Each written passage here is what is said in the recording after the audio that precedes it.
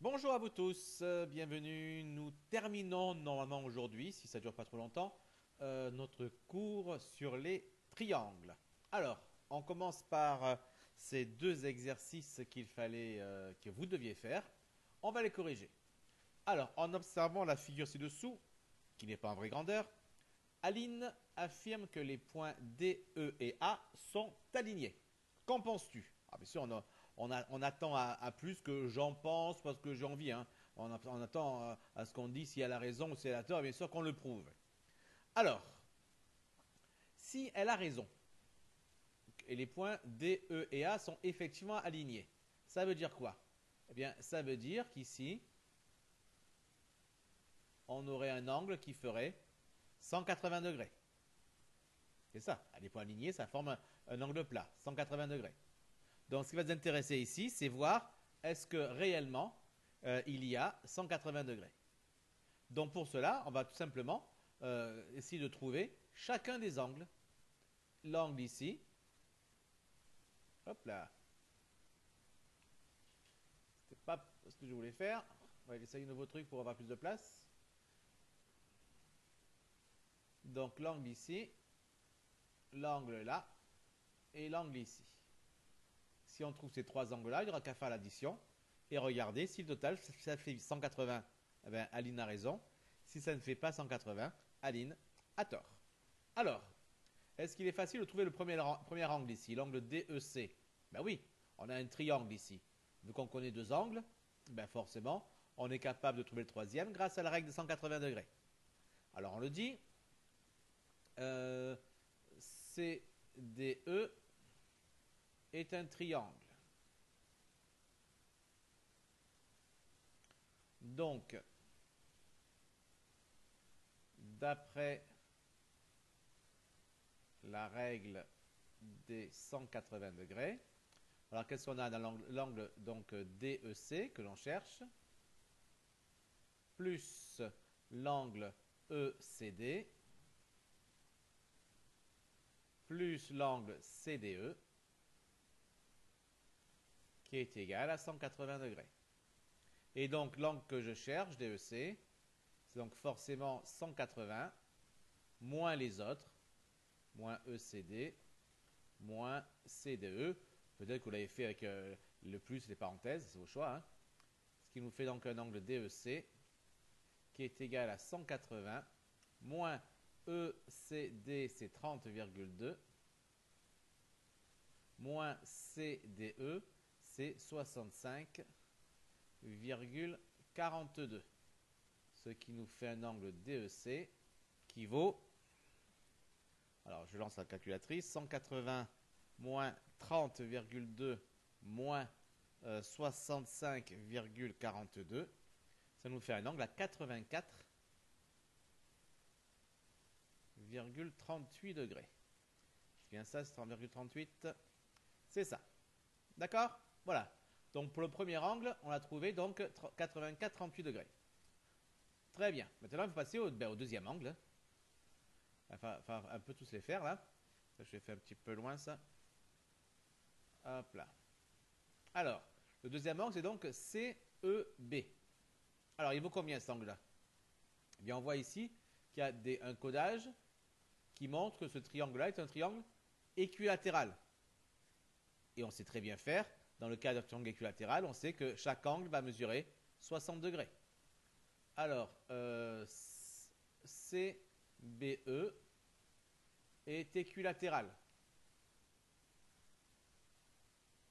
Donc, l'angle CEB égale 60 degrés. Voilà. Hop, c'est fait. Pour le deuxième. Et quant au troisième, eh bien, on a un triangle. Il a quoi? Il est rectangle. D'accord. On peut faire comment? On peut dire soit appliquer la règle de 180 degrés, donc dire que ça plus 90 plus ça, 54 et quelques, ça va faire 180. Ou alors dire, puisque comme il est rectangle, on sait que ces deux angles-là, ben, leur somme va faire 90 degrés. On va faire ça pour changer un peu. On a donc ABE et rectangle en B. Donc, ça veut dire que l'angle BEA plus l'angle EAB égale 90 degrés. Vous vous rappelez, dans le cas d'un triangle rectangle, ben, la somme des deux qui ne sont pas à l'angle droit, ben, ça fait forcément 90, puisque le total des trois, ça fait 180. On obtient donc l'angle BEA, qui est égal à 90 moins EAB, c'est-à-dire 90 moins, alors EAB, ça fait 54,3838. On a donc ici un angle qui va mesurer, hop là, 90 moins 54,38, 38, ça nous fait donc 35,62. 35,62 degrés. Maintenant que j'ai mes trois angles, ben, j'ai qu'à faire l'addition.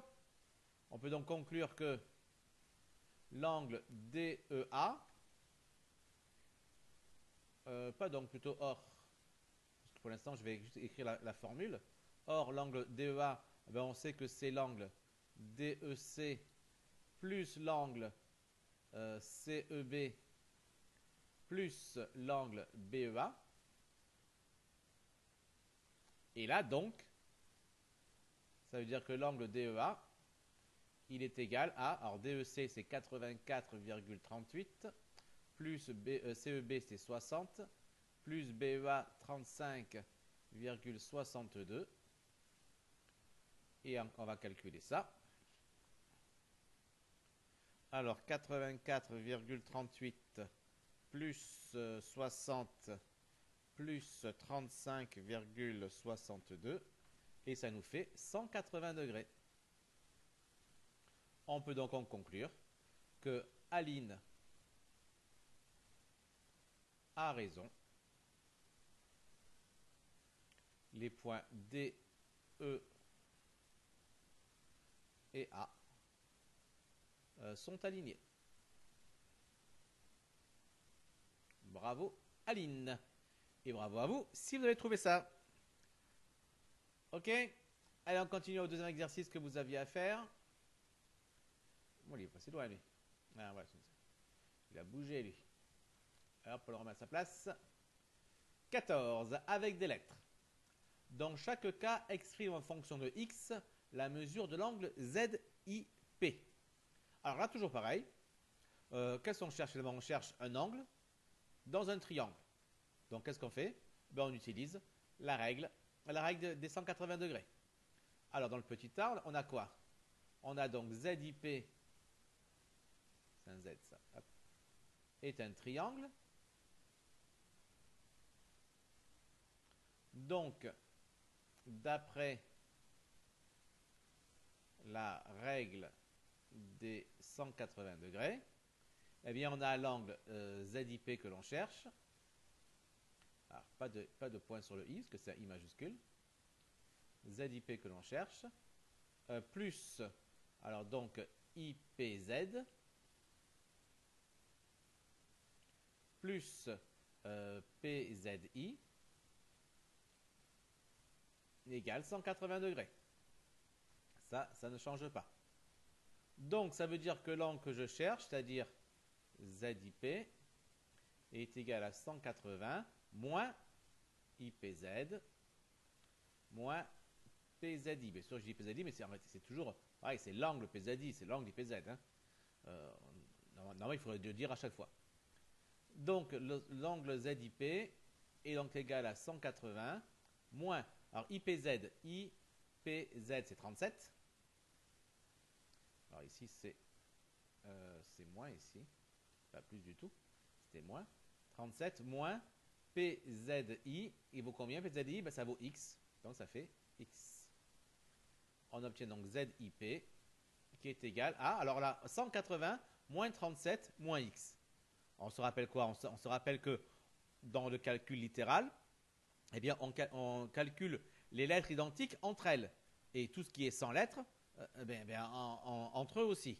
Donc le 180 et le 37 n'ont pas de lettres. Ils vont donc se calculer ensemble. Donc je fais 180 moins 37 et je trouve 143. 143. Et par contre, le x qui est là, il ne peut s'ajouter qu'avec un autre x. Est-ce qu'il y a d'autres x dans le calcul? Non. Donc il reste tout seul avec son moins devant. 143 moins x. Voilà, l'angle ZIP vaut 143 moins x. D'accord? Puis il y avait le petit b.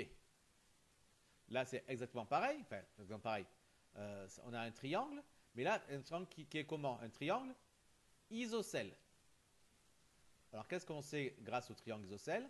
Eh bien, on sait que l'angle qui est là, combien est-ce qu'il vaut cet angle-là? Bien, il vaut x également, puisque les deux angles de la base ici sont égaux dans un triangle isocèle. Alors, qu'est-ce qu'on peut dire ici? On peut dire que donc ZIP est isocèle en I. Donc, ça veut dire que l'angle IZP, on l'avait appelé PZI tout à l'heure, on va continuer à l'appeler PZI, PZI, eh bien, est égal à l'angle IPZ. C'est-à-dire que PZI est égal à X. OK? Donc maintenant, je connais ces deux valeurs-là. Je peux donc appliquer ma règle des 180. En appliquant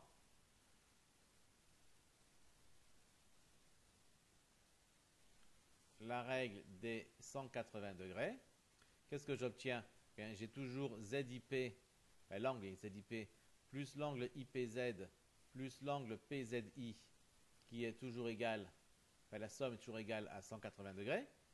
Et donc, ça ne change pas, que l'angle ZIP est égal à 180 moins IPZ moins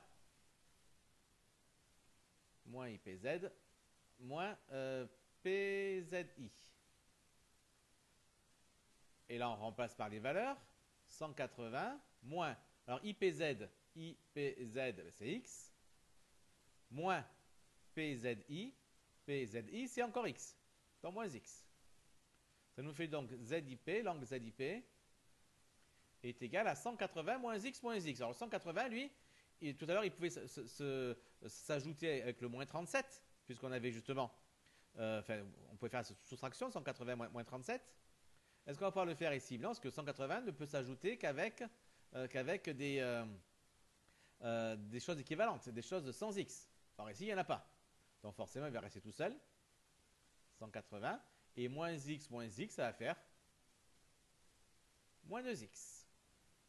On obtient ainsi 180 moins 2x, qui est la valeur de l'angle qui est là, dans le cas d'un triangle isocèle. D'accord? Allez, on continue alors. Avec un exercice, et il n'y en a qu'un pour l'instant. Hop là, lui c'est pour tout à l'heure. Avec un tableur. Pour les exercices qui suivent, on va travailler avec le tableur. Donc vous avez un tableur dans votre tablette, justement, ou sur n'importe quel ordinateur, vous pouvez en télécharger un. On va utiliser ici LibreOffice Calc. Donc vous avez LibreOffice dans la tablette, donc vous avez également évidemment LibreOffice Calc. Donc ceci est un tableur, c'est un tableau finalement avec des cases. Et on va les remplir pour faire certaines choses. Bon, pas grand chose, on est quand même qu'en 5e, donc on apprend petit à petit. On va faire certaines choses avec. Alors quoi? On va regarder. On connaît les mesures de deux angles d'un triangle et on cherche la mesure du troisième à l'aide d'un tableur. On a ici donc capture d'écran du tableur qu'on va utiliser. Quelle formule faut-il écrire dans les cellules B4 et B7 du tableur? Alors déjà, on va commencer par faire ce tableur. Regardez ce qu'il faut mettre dans le tableur. Ici, dans la partie A1, vous avez vu ici, c'est comme à la bataille navale. Hein. Il y a ici la colonne A, la ligne 1, la case ici, on dit que ça s'appelle une cellule. La cellule A1, ben, il y a écrit dedans valeur du premier angle. Ben, donc je vais ici, dans A1, marquer valeur du premier angle. D'accord? Bon, clairement, ma colonne est trop petite par rapport à ce que j'écris dedans. Donc, je peux aller avec la souris ici entre les deux. Vous avez vu ici la souris, elle devient une flèche à droite et à gauche. J'appuie avec la souris, bouton gauche. Je laisse appuyer et je déplace de la quantité que je veux pour laisser de la place. D'accord? J'agrandis ainsi la taille de la colonne. Puis, en A2, j'ai valeur du deuxième angle. Donc, je tape valeur du deuxième angle. Très bien. Je vois également qu'ici, le texte, vous avez vu comment il est? Il n'est pas collé comme moi. Il n'est pas collé à gauche comme moi. Il est ce qu'on appelle centré. Ça veut dire qu'il y a autant d'espace à gauche qu'à droite. Alors, pour cela, il faut utiliser... Alors, il faut regarder ici. Voilà, dans LibreOffice, c'est ici. Centré horizontalement. Donc, si j'appuie sur une cellule A1 et que j'appuie ici, hop, automatiquement, vous avez vu ici, elle se met en centré. Comme ici, c'est toute la colonne qui sera centrée, eh bien, je vais faire plus simple. Je vais tout simplement appuyer sur la colonne, appuyer sur le A, et tout est sélectionné, et j'appuie là-dessus. Comme ça, tout ce qui est sur la colonne A sera mis en centré. Ce que j'ai déjà mis et ce que je mettrai plus tard. Regardez, maintenant, ici, dans A4, parce qu'en A3, j'ai laissé une case vide, je vais marquer valeur du troisième angle. Donc ici, je vais écrire valeur du troisième. Et vous voyez, il se met en centré automatiquement. Valeur du troisième angle. Et en dessous, j'avais prévu d'écrire calcul sans parenthèse. Donc j'écris calcul sans parenthèse. Bon, je mettrai un S à la fin de parenthèse, contrairement à eux, puisque quand on met 100, ben, tout dépend. On se dit, s'il y en avait, est-ce que ce serait au pluriel? Ben oui, s'il y en avait, il y en aurait forcément au moins deux, une pour ouvrir, une pour fermer. Donc moi, je préfère mettre un S à parenthèse. Eux ne l'ont pas mis, ils font ce qu'ils veulent. Et puis en A7, valeur du troisième angle, calcul avec des parenthèses. Donc, hop là, alors A7 ici, valeur du... Vous avez vu ici? Comme j'ai déjà écrit ceci, ben, il me le propose à nouveau. D'accord? Il m'avait au début proposé valeur du deuxième, ça ne me convenait pas, je continue à taper. Et là, ben, ça me convient, ben, j'ai qu'à appuyer sur la touche entrée. Et hop, je n'ai pas besoin de tout retaper. Et là, c'est entre parenthèses, c'est calcul avec des parenthèses. Très bien. Ensuite, ben, là, j'ai les couleurs ici. Ça, c'est en rose, ça, c'est en vert, ça, c'est en jaune. Ben, on va le faire aussi, on va faire. Alors, comment est-ce qu'on fait ça? Ben, il faut sélectionner, puisque j'ai les deux là sont jaunes, sont roses, je vais sélectionner ces deux-là. Alors, pour cela, je clique sur le premier, j'appuie sur la touche majuscule, la touche Shift, ou la touche avec la flèche en l'air, tout dépend des ordinateurs que vous avez. Il y a marqué Maj, ou il y a marqué Shift, ou tout simplement une flèche vers le haut. Il y en a deux en général. Il y en a un bien sur la gauche du clavier et un sur la droite, la partie des lettres. Hein. Je ne parle pas du panneau décimal à droite, pour ceux qui en ont un, ou autre. Hein. La touche majuscule, Shift ou flèche vers le haut. J'appuie et j'appuie sur le deuxième. Comme ça, les deux sont sélectionnés. D'accord? Et là, il fallait faire une couleur d'arrière-plan. La couleur d'arrière-plan, c'est ici. Donc, j'appuie sur la petite flèche ici pour choisir la couleur que je veux. Je voulais du rose, celui-ci, ou magenta. On va prendre. Ce sera celui-ci.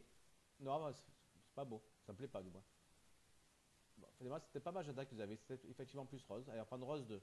Ah ben, il me plaît pas non plus. Bon, vous en prenez un qui vous plaît. Moi, ça me plaît pas. Mais je vais pas... Ah si, parce que voilà, effectivement. Voilà pourquoi j'ai...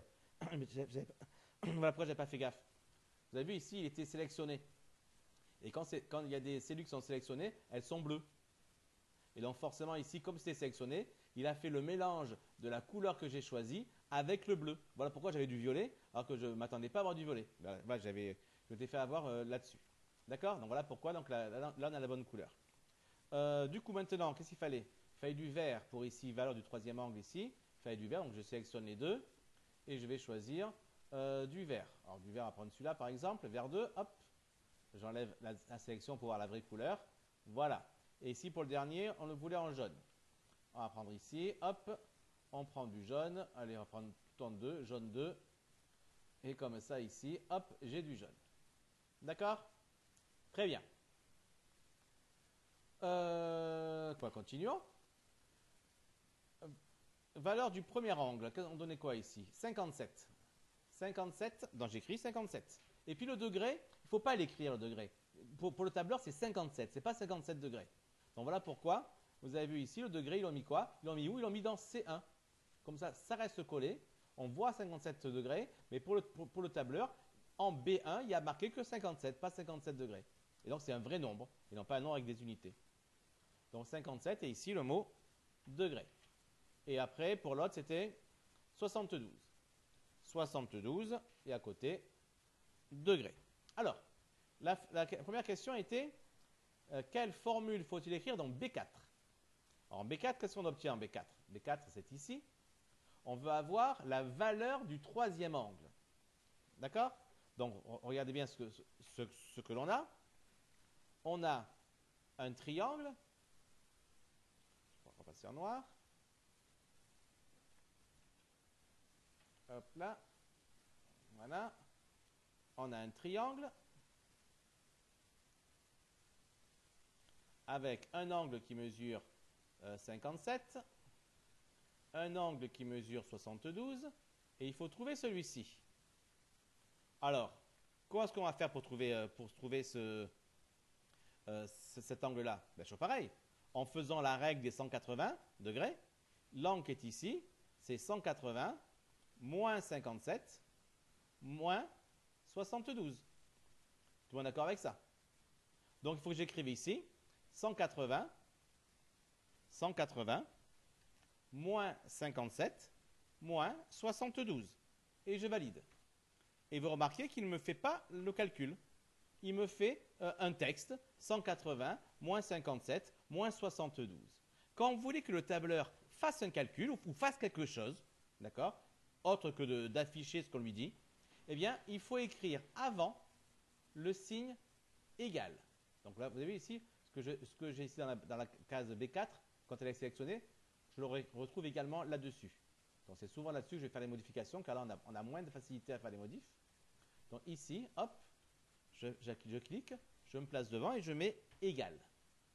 Là, en lui disant égal, ça veut dire je veux que tu me fasses ce calcul et non pas que tu m'écrives ceci.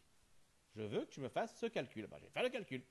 Là, regardez si je valide, il me met bien 51 degrés. Le troisième angle ici, il vaut 51 degrés. D'accord? Là, j'ai 51 degrés. Alors, problème, c'est que l'avantage d'un tableur, bon, c'est d'être plus fort qu'une calculatrice. D'accord? Être bien plus fort qu'une calculatrice. Ça veut dire que, je vais rajouter le petit degré ici, comme ça j'aurai bien 51 degrés. Là, il m'a trouvé 51 degrés, il m'a fait en fait un calcul qui était 180 moins 57 moins 72. Une calculatrice l'aurait fait. Pas vraiment d'intérêt à utiliser un grand truc comme ça, avec un ordinateur et tout, pour faire la même chose. Pourquoi le tableur est nettement supérieur? Parce que regardez, si mon angle ici, il change, je passe non pas à 57, mais à 58. D'accord? Du coup, regardez, j'ai mon angle ici qui vaut 58. Donc, le calcul, ça va faire 180 moins 58, moins 72. Et je vais plus trouver 51, je vais trouver 50. Et donc, il faudrait que lorsque je change le 58 ici, quand je valide, il me marque 50 et non plus 51. Comme ça, je n'aurai pas à refaire le calcul. Mais regardez ici. Qu'est-ce que je lui dis de faire? Je lui dis de faire 180 moins 57 moins 72. Est-ce que je lui ai dit de prendre 58 ce coup-ci? Alors, je pourrais aller le modifier à la main. Mais quel intérêt? En fait, ce 57 ou ce 58, il vient d'où? Il vient de la case B1. Eh bien, dans mon tableur, je vais écrire 180 moins, je ne vais pas marquer 57, je vais marquer B1. Ça veut dire, c'est 180 moins ce qu'il y a dans la case B1. Et comme maintenant dans la case B1, il y a 58, il va me trouver 50. Si dans la case B1, j'ai 57, il va me trouver 51. À chaque fois, il va me refaire le calcul avec la nouvelle valeur de B1, la nouvelle valeur du premier angle. Donc, je n'aurai plus à faire les calculs, il les fera tout seul.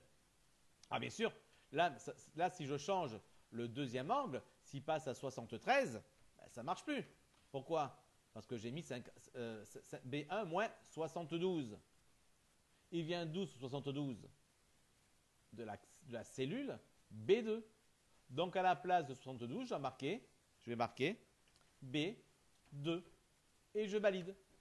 Et comme ça maintenant, regardez, si je mets 20 degrés et pour lui je mets, mettons, allez, 98 degrés, hop, 62 degrés au total. Je n'ai plus besoin de faire les calculs. Il est fait tout seul parce que j'ai donné une formule. Cette formule d'ailleurs, elle ressemble pas mal à ce qu'on a fait tout à l'heure quand on a fait le calcul littéral avec les x. D'accord? Dans le calcul littéral, on mettait des x. Et ici, les x sont en fait remplacés par la cellule dans laquelle se trouve la valeur que l'on souhaite avoir. Il me suffit donc de changer la valeur de ma cellule pour avoir un nouveau triangle finalement. Et il me donne directement la valeur du troisième angle. Alors c'est combien les valeurs d'origine? Déjà c'était 57 et 72, donc je les remets, donc à faire 57 et 72. Et donc j'ai 51 degrés. Vous avez vu ici, il est marqué valeur du troisième angle, calcul sans parenthèse. D'accord? Et effectivement, regardez, quand j'ai marqué la formule, j'ai marqué 180 moins B1 moins B2. Je n'ai pas utilisé de parenthèse. Vous vous rappelez, on a vu ça la dernière fois. On avait deux manières de calculer cet angle-là. C'était, on va en refaire un, avec ce coup-ci, on remet 57, on remet 72, et il faut trouver celui-ci. Eh bien, celui-ci, c'était quoi? C'était soit 180 moins 57 moins 72, on prend 180, on enlève celui-là, on enlève celui-là. Ou alors, on faisait 180 moins, parenthèse, 57 plus 72. On a ajouté ces deux-là, et après on faisait 180 moins ce total, moins cette somme. Et bien là, ce qu'on veut avoir dans la case B7, c'est ça. Dans la case B7, on veut avoir la formule avec les parenthèses. Ça va donner quoi du coup? Alors, égal, puisqu'on veut avoir un résultat, pas seulement écrire la formule, 180 moins, on ouvre une parenthèse, le 57, je vais écrire 57, on ne sait jamais s'il va changer. C'est quoi le 57? On le trouve où le 57? Dans la cellule B1. Donc j'écris B1. Alors j'écris B1 ou alors je peux même cliquer dans la case B1, dans la cellule B1 et hop, B1 s'affiche automatiquement. Vous avez vu ici? Après, plus et après je devais écrire le 72. Il est où le 72? Il est dans la cellule B2. Donc j'écris B2 ou encore mieux, je clique la souris sur la case B2 et le B2 apparaît. Puis je ferme la parenthèse et je valide. Évidemment, j'ai le même résultat. Heureusement. D'accord? Et donc ça me donne donc deux manières, avec parenthèse ou sans parenthèse, pour me permettre de calculer la valeur du troisième angle. D'accord? Regarde d'ailleurs, je profite d'une chose, regardez, lorsque j'ai fait une formule, si je double-clique dans la cellule, vous avez vu, je double-clique, peut-être j'aurais dû valider avant de faire ça, je remets normal, voilà. Si on double-clique dans une formule, elle apparaît. Et vous avez vu, il y a des couleurs qui apparaissent pour B1 et B2 et les cellules sont entourées de la bonne couleur. Ce qui permet de retrouver facilement les cases que vous avez utilisées dans vos formules dans un tableau. Ben là, évidemment, le tableau est petit, ce n'est pas très, très utile. Mais lorsque le tableau fait beaucoup de lignes, beaucoup de colonnes, ça devient parfois assez important de bien les voir.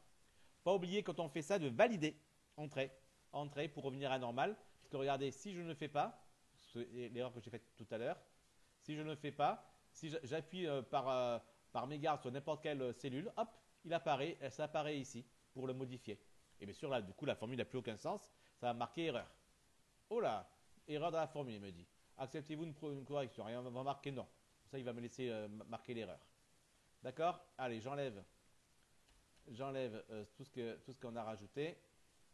Et hop, c'est bon, j'ai mon 51. Je rajoute mon degré ici pour faire joli. Et j'ai bien le tableur que je voulais avoir. D'accord? Bon, du coup, est-ce que c'est bien ce qu'on demandait? Quelle formule faut-il mettre? Oui. Rédige, puis effectue le calcul. Bon, ça y est, on l'a déjà fait plein de fois. Et après, vérifie tes réponses. Bon, en fait, du coup, il fallait faire que le petit a. Hein. Le reste, c'est un peu nul. Le petit a, c'est juste écrire les formules dans le tableur. Parfait.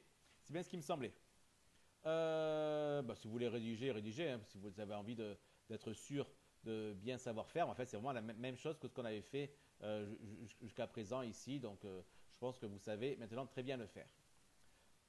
Allez, puisque maintenant vous avez bien compris le tableur, enfin, j'espère. Voici, vous êtes donc à vous maintenant de faire un exercice sur le tableur. Vous avez donc la chose suivante. Un triangle isocèle ce coup-ci. D'accord? Isocèle. Ce qu'on appelle l'angle principal, c'est l'angle ici, l'angle où il y a justement,